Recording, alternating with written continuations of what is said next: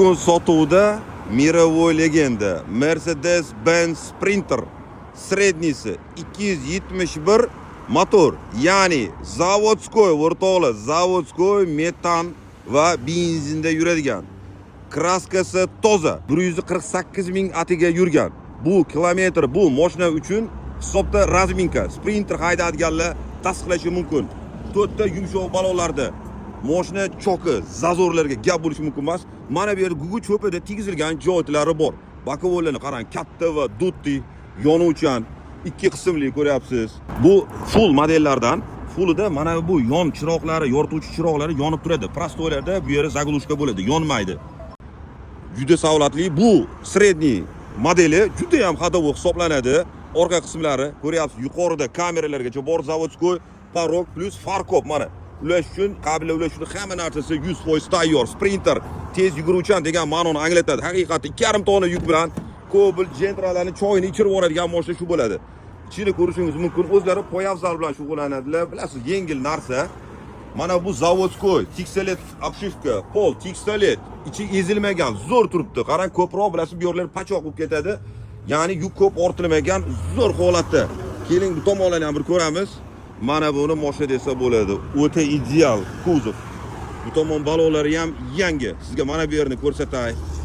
Zapravочниy qayerda bo'ladi? Baribir yo'q olingan. Mana natural gas, tabiiy gaz zapravka qismi bu. Mana bu yerdan zapravka qilinmaydi. Bu yevro zapravочniy. Bu esa benzobak.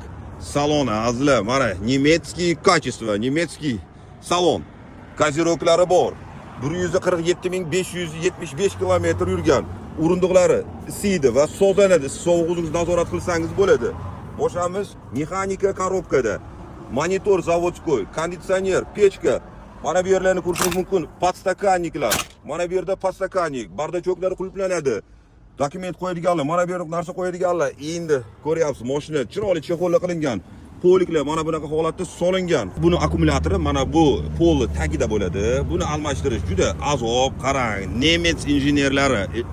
Ilgari nemislar ham to'g'ri injenerlar ishlagan. Inson uchun mashina chiqargan. Hozir ancha marketologlar o'tib ketdi. Yangi so'nggi avlodlar o'zgarib ketdi. Qarang, favqulodda akkumulyator o'tirib qolsa, mana bu kabinaning tagidagi.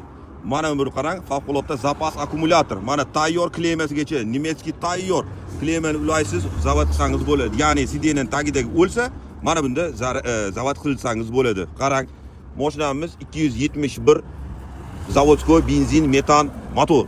Motor ochilmagan, ключ tegmagan. Kunigacha moyini yaqin $100 ga almashtirib qo'yilgan. ABS deysizmi, hamma narsasi bor.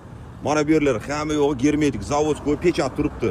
Qarochi mashinani azizlar prosta haydash kerak. 2014 yangicha mordada. Endi bu mashinamizni narxiga keladigan bo'lsak, haqiqiy legenda.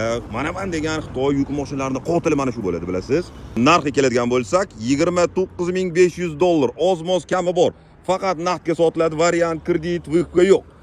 Kimga qiziq bo'lsa, video past egalar nomerini qoldiraman, o'zingiz uchun tekshirib, notariusni pulni sanasangiz bo'ladi, ma'qul kelsa. Egalari Farg'ona, Buvayda tumanidan. Nima deysiz? Bu mashina haqida sizdan fikr mulohazangizni qoldiring. Mercedes-Benz Sprinter ko'pchilik biladi. Siz qaysi birini tanlagan bo'lasiz? Mercedes-Benz Sprinter yoki Kia Bongo yoki Hyundai Porter. Buni egalari Kia yangisidan ham haydaganlar, Porter yangisidan ham haydaganlar. Tadbirkor odam, оборотga pul kerak. Sotib, yana aylantirib, yana mashina oladigan kishilardan.